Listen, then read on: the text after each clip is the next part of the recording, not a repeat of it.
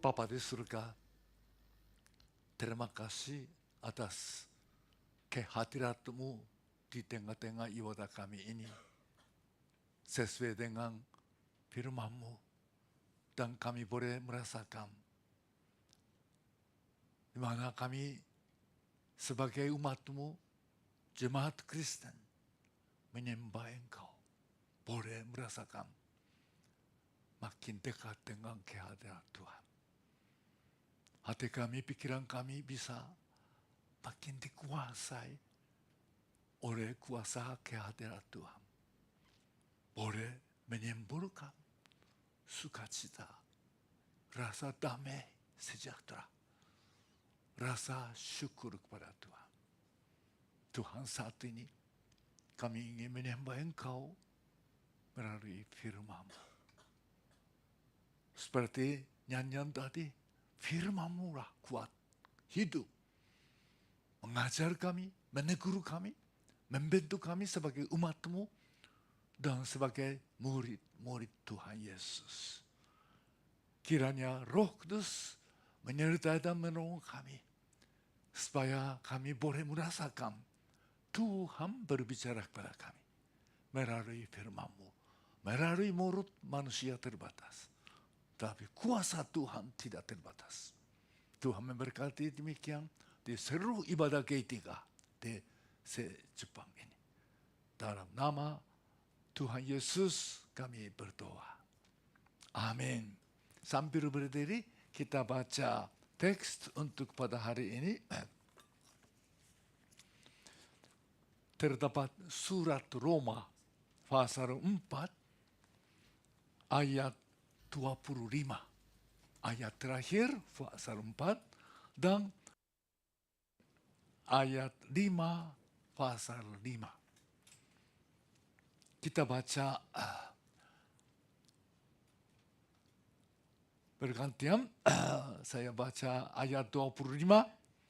Jadi jemaat silakan baca ayat 135 pasal 5. Berbunyi demikian.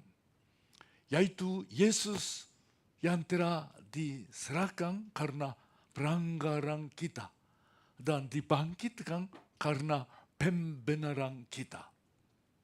Sebab itu kita yang diingatkan karena iman, kita hidup dalam damai sejahtera dengan Allah oleh karena Tuhan kita Yesus Kristus. Oleh Dia kita juga beroleh jalan masuk oleh iman kepada kasih karunia ini. Di dalam kasih karunia ini kita berdiri dan kita bermegah dalam pengharapan akan menerima kemuliaan Allah.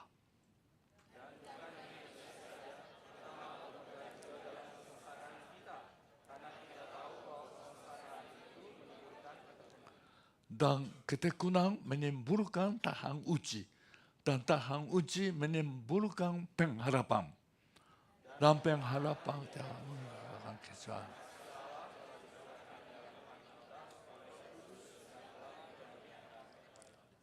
Silakan duduk kembali.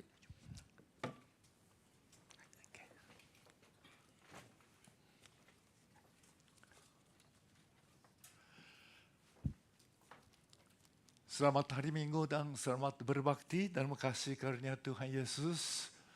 Dan kita masih tetap dalam musim panas yang ganas ini. Hari ini menurut cuaca, ramalan cuaca bisa jadi 37 derajat di Tokyo. Wah, sudah seperti ada temamu ya. Kata salam kami sehari-hari, wah hari ini juga panas, lebih dari Indonesia. Ini bukan kata saja, kami boleh merasakan dan mengalami. Per bulan Juli, 1 minggu lebih kami di Indonesia. Sekarang lumayan di Indonesia karena musim kemarau.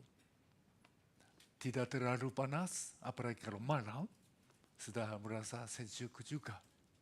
Kami kembali ke Jepang, begitu panas, Ibu Atsumi langsung jatuh netsushou. Walaupun tidak berat, susah makan, sakit-sakitan sana sini. satu minggu terganggu. Marilah kita jadi hati-hati sebentar lagi. Mungkin akhir minggu ini sudah mulai sedikit turun kan. Bulan Agustus begitu panas di Jepang, tapi secara bangsa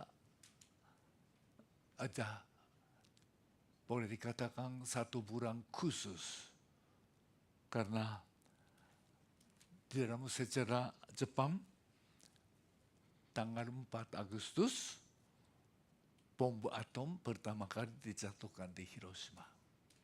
Kemarin dulu dijatuhkan di Nagasaki.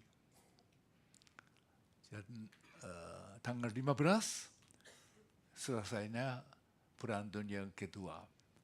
Orang Jepang suka selesai, sebenarnya kalah total. Tapi orang Jepang suka gengsi, jadi tidak pakai istilah kalah. Selesai, bukan selesai, diselesaikan dengan paksa, dengan 2 bom atom.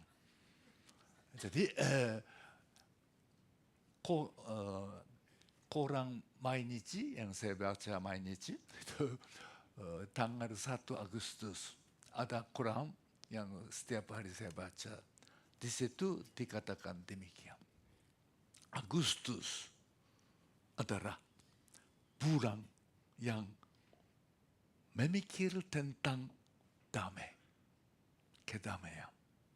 Karena di Ukraina ada perang, ada kekacauan di Timur Tengah. Dan negara-negara raksasa mengatakan demikian. Great against US. Jadi mereka lagi Amerika. Great against Rusia. Great against China. Semuanya egois. Negara raksasa menaungi bayangannya di seluruh dunia. 4 tahun yang lalu, saya dari sini menyampaikan firman Tuhan dengan judul, Mengapakah Allah mengizinkan adanya perang di dunia? Mungkin sudah semua lupa ya. Kalau ada masih sedikit sebagian ingat puji Tuhan. Tapi banyaknya 4 tahun yang lalu belum ada di Jepang kah? Di situ kita belajar 5 pokok. Ya, secara singkat, mengapa Tuhan izinkan perang adanya di dunia? Pertama, supaya manusia bisa mengerti dosa itu apa secara hakikatnya. Kedua, supaya hati manusia yang gelap atau kegelapan hati manusia ditunjukkan melalui perang. Ketiga, melalui perang yang sadis dan takut ini, sifat manusia yang original dinyatakan. Keempat, supaya manusia kembali kepada Tuhan. Kelima, supaya kita mengingat tentang kesabaran Allah dan murah hati Allah. Dan ada buku judulnya demikian sama dari Martin Lloyd-Jones, pengkhotbah yang dunia. Dia mengambil keputusannya dalam bukunya. Mengapa Allah izinkan adanya perang.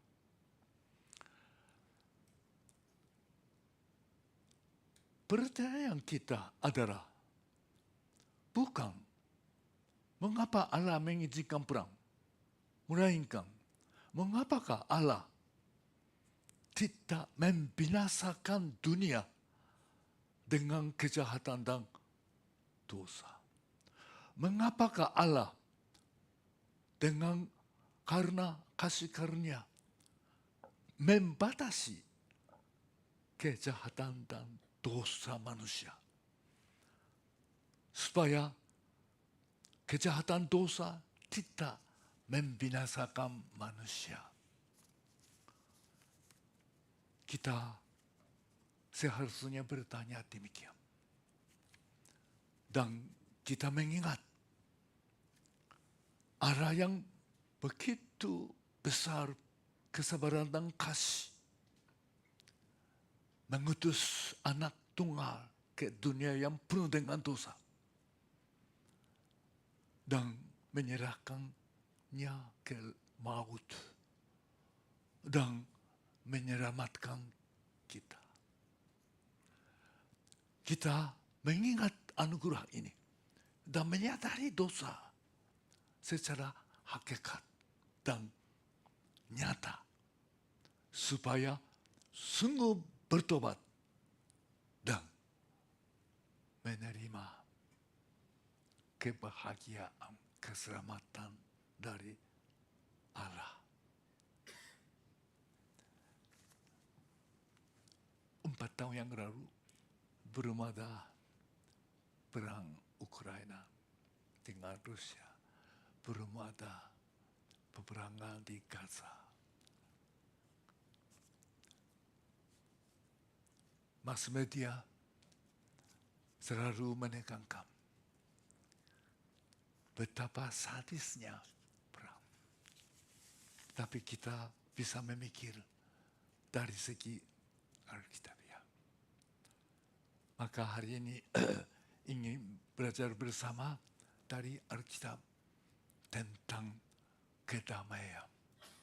Damai yang sebenarnya dan yang sungguh kita membutuhkan. Maka dengan tema kedamaian dengan Allah. Istilah damai atau kedamaian adalah bahasa Ibrani shalom. Kalau bahasa Greka eirene. Ini diterjemahkan tiga kata. Pertama itu pendamaian, yang didamaikan. Kalau bahasa Jepang, wakai suru. Jadi sahabat lagi.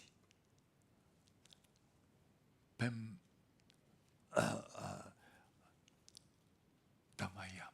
Kedua, kedamaian atau damai. Itu keadaan sudah damai, sahabat. Ketiga, damai sejahtera. Jadi 3 kata yang penting sekali dalam Alkitab sebagai konsep kasih karunia Allah. Maka kita ingin bersama-sama merenungkan apa sebenarnya kedamaian. Kita memerlukan damai sejahtera. Kita melihat ayat 25 yang tadi baca bersama, yaitu Yesus yang telah diserahkan karena pelanggaran kita. Inilah dasar sebab pendamaian. Yesus diserahkan, dibunuh karena pelanggaran kita. Ini mengingatkan atau berdasar dari ketentuan perjanjian lama, hukum Taurat. Kalau manusia merasakan berdosa, bikin dosa, datang ke kemah pertemuan. Bawa binatang baik, domba, lembu, kambing. Tidak usah salah satu, boleh tiga-tiganya. Pentingnya apa? Yang tidak cerah, yang utuh, dan bawa itu ke depan layar, memisahkan tempat maha suci dan suci. Ada mezbah. Dan di depan mezbah, dia taruh tangannya. Itulah lambang menyerahkan dosanya. Langsung di situ dipotong. Darah tumpah. Jadi ambil darah itu dan bawa ke mezbah. Ada 4 tanduk. Ini lambang kehadiran Allah. Manusia yang merasa dan menyadari dosa, itulah buat melihat darah dari hewan yang sayang. Melihat darah itu, bertobat, menyadari inilah akibat dosa. Ketentuan hukum Taurat katakan, orang yang berbuat dosa harus mati. Dosa hanya bisa ditebus dengan darah, karena darah adalah nyawa manusia. Itulah. Jadi bangsa Israel setiap kali merasakan saya salah, saya dosa buat itu. Maka orang sudah tahu latar belakang perjanjian lama, hukum Taurat. Baca ini, Yesus yang telah diserahkan karena pelanggaran kita. Dosa digantikan, ditebus. Inilah dasar damai. Bukan dari kita bisa damai. Dari sana, dari Tuhan yang berhak menghakimi. Itulah ada kemungkinan dari sana saja. Dan ayat berikutnya, dan dibangkitkan karena pembenaran kita. Yesus bangkit dari antara orang mati, menunjukkan diri. Artinya, Yesus hidup. Itulah membuktikan penebusan dosa. Karena Yesus disebut anak domba Allah. Dan dinubuatkan berkali-kali dalam perjanjian lama. Mesias yang akan datang adalah domba yang, hamba yang menderita. Seperti Yesaya pasal 53 yang paling terkenal. Mesias akan datang. Dibuang, dihina, dan dibunuh seperti domba. Itulah betul-betul Yesus sebagai korban perdamaian. Diserahkan. Tapi sampai situ saja bagaimana? Yesus bangkit untuk membenarkan. Tidak hanya dosa yang dulu-dulu buat ditebus. Manusia hidup di dunia tanpa dosa tidak bisa. Dosa kecil, dosa sedang, dosa medium, dosa besar. Seperti kopi itu, minum kopi ada yang kecil, tengah, besar. Itu kita masih tetap di dunia yang banyak bagian dikuasai oleh iblis. Tapi Yesus telah bangkit. ada dua arti. Betul-betul Yesus sebagai anak domba Allah, Mesias yang direncanakan, dinubuatkan perencana. Dan kedua, Yesus bangkit, artinya Yesus hidup. Maka Yesus penebus, pengantara kita tetap sampai nanti kita ketemu dengan Tuhan Yesus di sana. Seperti Yohanes 1 Yohanes pasal 2 ayat 1. Katakan demikian. Kita baca bersama-sama 1 Yohanes pasal 2 ayat 1. Anak-anakku, hari-hari ini kutuliskan kepada kamu supaya kamu jangan berbuat dosa. Namun jika seorang berbuat dosa, kita mempunyai seorang pengantara pada Bapa, yaitu Yesus Kristus. Sekarang kita punya seorang pengantar. Siapa? Itulah Yesus Kristus di hadapan Allah yang adil. Indah. Jaminan penebusan dan dasar untuk pembenaran. Karena Yesus bangkit, kita dibenarkan. Ada bikin dosa salah, akan bikin dosa salah. Tapi ada pengantara. Yesus yang bangkit dan hidup di depan Allah Bapa yang menghakimi. Tetap menebus dosa kita. Maka baru manusia berdosa dibenarkan di hadapan Tuhan.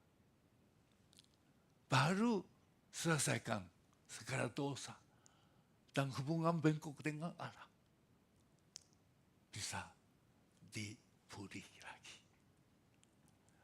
Maka menurut Roma pasal 3 ayat 23 dan 24, salah satu inti pengajaran surat Roma seluruhnya, inilah manusia berdosa, bagaimana bisa dibenarkan. Kita baca bersama Roma pasal 3 ayat 23 dan 24. Kita boleh baca bersama-sama. Karena semua orang telah berbuat dosa dan telah kehilangan kemuliaan Allah. Dan oleh kasih karunia telah dibenarkan dengan cuma-cuma karena penebusan darah Kristus. Dosa sudah ditebus. Hanya oleh kasih karunia Tuhan Yesus kita dibenarkan dengan cuma-cuma. Hanya dalam Kristus. Betapa indahnya, betapa berharga. Sambil kita memikir pengajaran agama yang lain bagaimana. Bagaimana dosa bisa diampuni. Macam-macam korban. Amal dituntut. Sampai mana? Apakah ada kepastian? Hanya moga-moga. Tidak ada kepastian, jaminan, bukti. Maka manusia hanya bisa dibenarkan. Itulah dibenarkan, maka bisa hubungan dengan Allah benar secara utuh. Karena dosa sudah dibersihkan, ditebus. Dosa yang sekarang akan buat juga Yesus siap menebus dengan kita mengakunya. Jadi pembenaran manusia berdosa itulah hanya karena anugerah disediakan dari sana. Tapi terwujud itu melalui iman. Sudah disediakan perdamaian sudah tinggal terima. Maka disebut dibenarkan karena iman kita. Kalau begitu, barulah kita keadaan hubungan dengan Allah damai. Kedamaian. Berdasar pembenaran Kristus. Kita boleh memiliki hidup dalam damai dengan Allah. Kalau damai dengan Allah, Allah itu siapa? Pencipta semesta alam. Maka disebut Bapa. Allah lah mencipta segala-galanya, menyiapkan segala-galanya supaya manusia hidup nyaman. Bertugas misi dari Allah, mengelola Taman Eden. Segala kebutuhan sudah disediakan. Di situ ada harmonis suami istri dengan anak. Tuhan menyediakan hubungan benar dengan Allah pencipta semesta alam. Ada kerja, ada tugas, tapi tidak dengan perlu keluhan sakit. Dengan sukacita karena misi dari Allah. Dan damai dengan Allah didamaikan, disebut jadi anak Allah. Yohanes pasal 1 ayat 12 yang begitu terkenal katakan, barang siapa menerimanya, Yesus diberikan hak jadi anak Allah. Jadi damai dengan Allah, dipulihkan hubungannya damai sebagai anak Allah. Memang Tuhan sudah janji kepada bangsa Israel waktu memanggil menjadi umatnya. Waktu mereka diselamatkan dari Mesir, Tuhan berbicara melalui Musa. Aku membawa kamu dengan sayap wajah-wajah dari Mesir, selamatkan. Untuk apa? Supaya kamu jadi harta kesayanganku. Harta kesayang. Itulah dasar anak Allah. Maka Efesus pasal 2 ayat 17 yang 19 sebagai nats pembimbingan dari kita baca. Yesus membawa damai antara bangsa Israel yang sudah tahu hukum Torah dan bangsa-bangsa. Temboknya begitu tinggi, kuat. Tapi Yesus mendatangkan damai, robohkan tembok. Akhirnya orang Israel, umat perjanjian lama, umat perjanjian baru, Kristen, sudah satu dalam Kristus. Sebagai sewarga, sekeluarga, disebut keluarga Allah. Yesuslah membawa damai, menghancurkan tembok. Walaupun manusia susah dilepas dari tembok-tembok suku dan budaya. Karena suku budaya itu sudah darah daging. Darah daging. Jadi biasanya di gereja selalu dikhotbahkan, diajar. Di mata Tuhan tidak ada beda suku. Suka menyanyi, kita satu dalam Tuhan, kita satu. Pancasila pun menyebut begitu. Tetapi biasanya munculnya itu originalnya. Original kekuatan sukunya. Waktu mulai berpacaran. Harus pikir, dia suku mana? Oh, suku A, suku B, suku C pikir dulu lah. Jadi Kristen betul sudah ditebus dosa, sudah dijadikan anak Allah lagi, umat Allah, keluarga Allah. Tapi masih kuat memikir.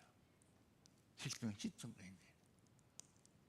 Tanpa sadar inilah darah daging. Jadi anak Allah bukan hanya pengakuan. Itulah hanya dari kedamaian. Pendamaian dari Kristus. Bisa mengubah. Damai itu bisa dibawa ke hati. Seperti ada Israel dengan bangsa-bangsa. Demo ini dirobohkan hanya dengan Kristus. Dipersatukan. Didamaikan. Maka ada damai. Kalau begitu, di situ ada apa? Ada damai sejahtera. Kita melihat dari ayat 2 kembali ke Roma sampai ayat 5. Oleh dia kita juga beroleh jalan masuk oleh iman kepada kasih karunia ini. Di dalam kasih karunia ini kita berdiri dan kita bermegah dalam pengharapan akan menerima kemuliaan Allah.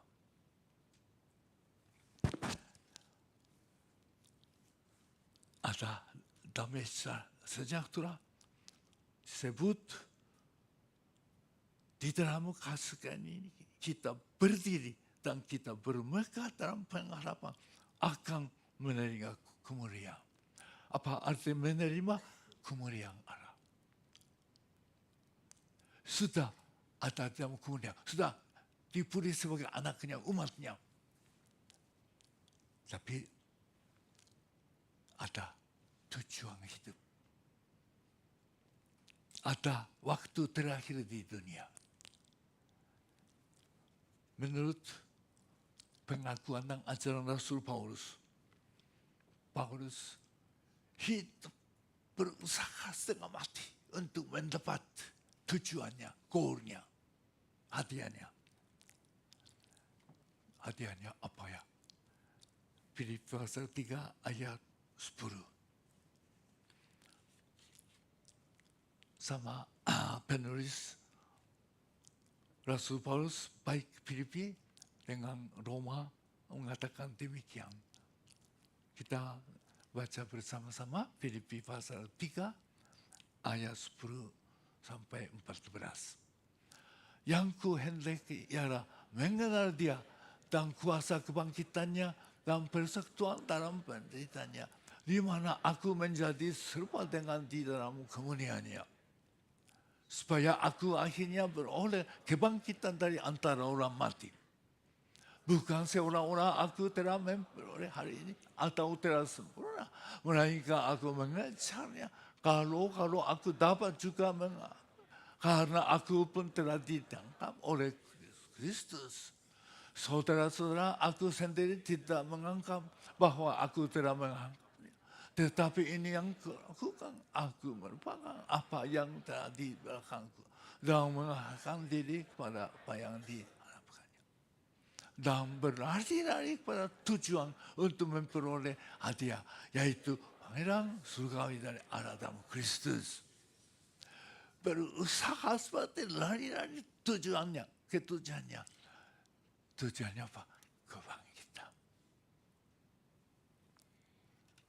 Rasul Paulus sudah pernah melihat Yesus yang telah bangkit dan kemuliaan Allah berbicara memanggil dia. Yesus pernah melihat kemuliaan Yesus dengan mata sendiri. Akhirnya mata tutup. Dan dalam surat Korintus, Paulus bersaksi sampai ke surga ketiga. Melihat anak domba Allah yang mulia di sebelah Allah Bapa.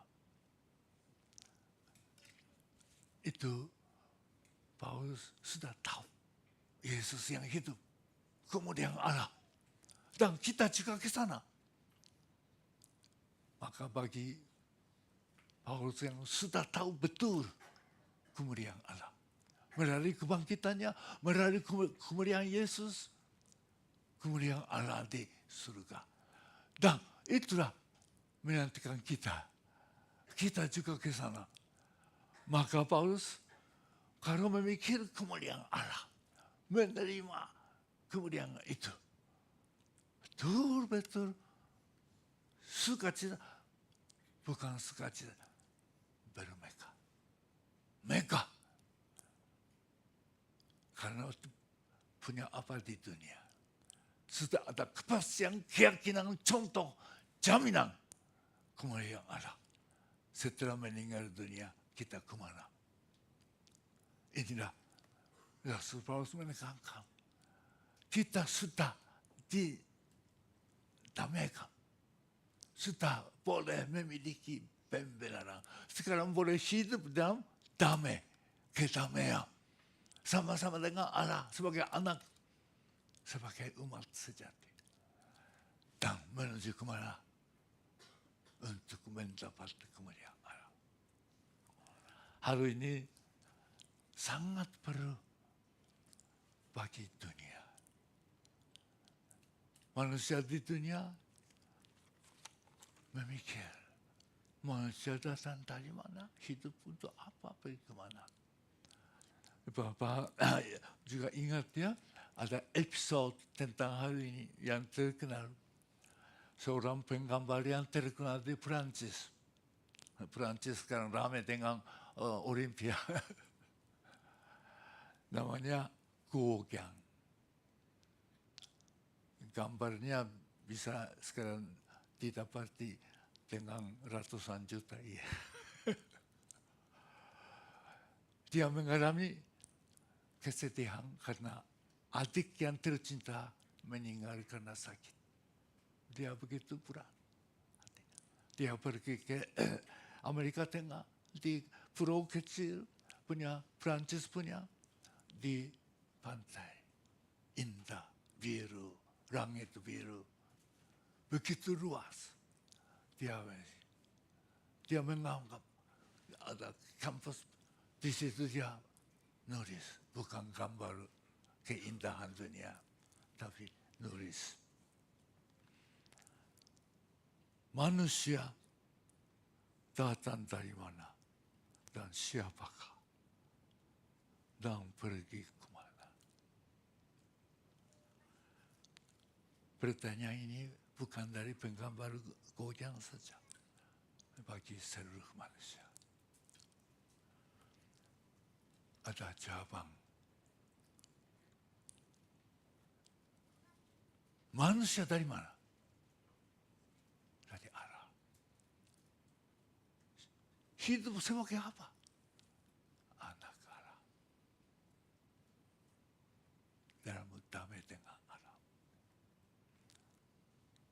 Hidup dalam damai sejahtera. Pergi kemana? Masuk ke kemuliaan Allah. Maka ayat 3 dan sampai 5 katakan, itulah kalau ada demikian menghadapi keadaan sekarang, sudah yakin menuju ke kemuliaan Allah akan mendapat, tapi sampai itu masih ada kehidupan panjang di dunia, mengalami macam-macam. Ada penderitaan juga ada. Maka ayat 3, dan bukan hanya itu saja, kita malah bermegah kesengsaraan kita. Karena kita tahu bahwa kesengsaraan itu menimbulkan ketekunan. Dan ketekunan itu menimbulkan takawun. Takawun itu menimbulkan pengharapan. Kalau begitu, Seperti pertanyaan goyang. Kita dari mana? Dari dunia dosa. Kita banyak dosa, pelanggaran. Sudah ditebus. Sekarang bagaimana? Jadi anak-anak, pembenaran. Sebagai anak-anak, hidup sama anak. Nanti kemana? Sudah goalnya, tujuannya jelas. Kalau begitu, sekarang hidup di dunia. Ada kesalahan pun tidak takut, bahkan bermegah. Bermegah. Biasanya kalau ada sengsara, susah, sedih, seperti goyang, tanya-tanya, merenung. Tidak ada harapan. Tapi inilah ada damai sejahtera dalam hati. Menghadapi apapun akan terjadi. Jadi ada kesengsaraan menimbulkan ketekunan. Ketekunan itu bukan saja hanya sabar-sabar. Tapi menghadapi keadaannya dengan aktif, positif, bahkan dengan semangat. Karena ada damai yang dibuat oleh Kristus. Dan ketekunan menimbulkan tahan uji. Tahan uji itu kalau bahasa Jepang, nerareta hinsei. Oknum yang terbukti. Kalau istilah ini kita cari kamus bahasa Greka, artinya begini. The quality of being approved. Jadi kualitas yang terbukti, teruji. Jadi tahan uji artinya oknum, personality, sifatnya. Melalui kesengsaraan, kesulitan. Kalau di dunia banyak anak-anak kasihan di dunia. Di Jepang pun banyak sekarang kodomo shokudo. Itu rumah makan anak-anak. Karena banyak anak-anak lapar, herannya di Jepang ini. Bukan di Bangladesh, di Jepang juga. Karena gara-gara orang tua. Broken house. Jadi ada keadaan betapa pentingnya anak-anak. Tanpa kasih, tanpa perlindungan dari orang tua, betapa susahnya. Maka ada orang banyak sumbang menyumbang supaya bisa mereka makan, bisa dapat perhatian dari orang tua. Karena hati manusia mengalami susah kesengsaraan, bisa jadi bengkok. Ada semua manusia kena luka batin, baik dari orang tua, dari teman, dari dunia. Tetapi menurut pengalaman penulis surat Roma ini, justru bagi orang yang sudah dibenarkan, hidup dengan Kristus, ada pengharapan. Pengharapan yang akan datang kemudian ada. Dan dalam kehidupan menghadapi masalah-masalah, itulah melatih, membentuk oknum kepribadian yang teruji. Teruji itu ya, umpamanya bagaimana oknum baik. Oh, dia jujur. Oh, dia setia. Dia orang baik. Kadang-kadang diuji. Diuji. Muncul originalnya. Seperti medal emas ya. Gosok-gosok itu nanti muncul itu. Bukan emas lagi. Besi saja. Aluminium saja. oknum kita juga, oh dia orang baik. Tapi bisa jadi wah marah seperti singa. Itulah oknum sudah terlatih. Artinya kita dalam Kristus ada kesesaran, ada sakit. Itulah melalui itu betul-betul dibentuk. Bagaimana bisa begitu? Dengan usaha terbatas. Tapi itulah karena ada kuasa Roh Kudus. Kasih Allah terus menggerakkan hati, membentuk. Kita melihat ayat 5. Dan pengharapan kita mengecewakan. Karena kasih Allah telah dicurahkan dalam hati kita oleh Roh Kudus yang telah dikaruniakan kepada kita. Bagaimana bisa menghadapi susah, penderitaan, kekacauan pula. Banyak hal-hal yang tidak tentu di dunia. Mengalami macam-macam. Disebut kesengsaraan pun. Kalau kesengsaraan bahasa Jepang berat, kanan. Dia sangat berat. Pun bisa menimbulkan ketekunan. Mengapa bisa tahan? Dan ketekunan itu menimbulkan tahan, uji. 練られた品性、人格. Tetap mengapa?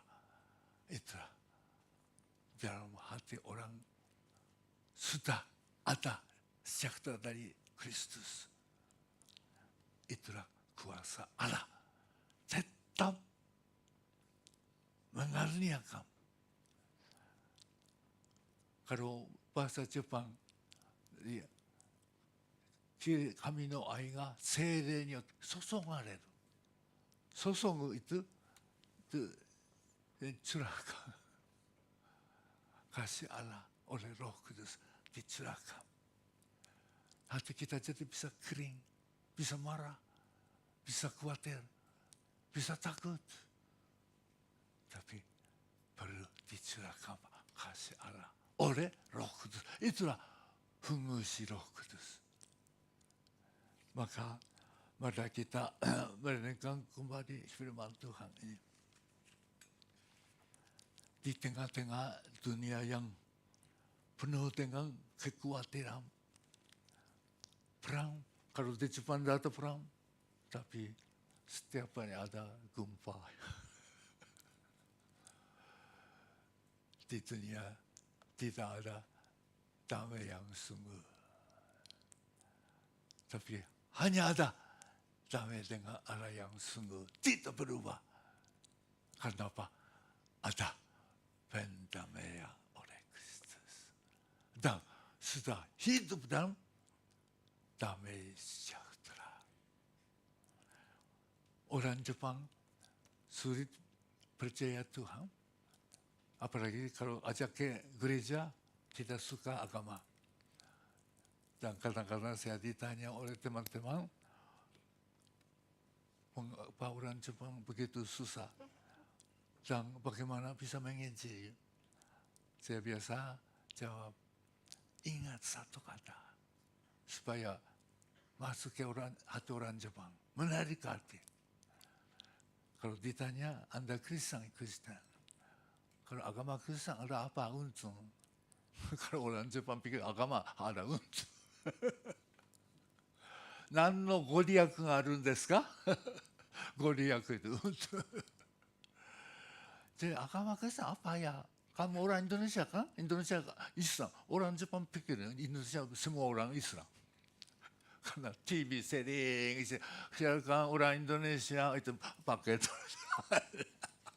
kita di sini tidak ada kan? Itu mass media Jepang miring ini. Jadi orang Jepang banyak cuci pikirannya. Oh, Indonesia, orang Indonesia, itu Islam. Tapi itu syukurlah. Kita katakan Kristen. Oh, Anda orang Kristen. Indonesia. Masa kok di Indonesia Islam kan? Ini kesamaan. Saya Kristen sejak kecil. Mengapa Kristen? Karena kalau percaya Yesus, heang arimasu. Damai sejahtera. Ini yang paling penting. Kalau percaya Tuhan Yesus, nanti masuk surga. Orang Jepang bilang, nggak usah lah, ini harus nanti. Sekarang penting. Sekarang apa? Itulah. Damai sejahtera. Heang. Kokoro no heang. イエス様を信じる心に平安、神の平安が来るんです。Tidak bisa penjelasan apa-apa, satu kalimat ini bisa masuk ke dalam orang Jepang. Karena semua manusia cari damai sejahtera, damai. Dan tidak ada di dunia. Hanya ada pun yang sebentar.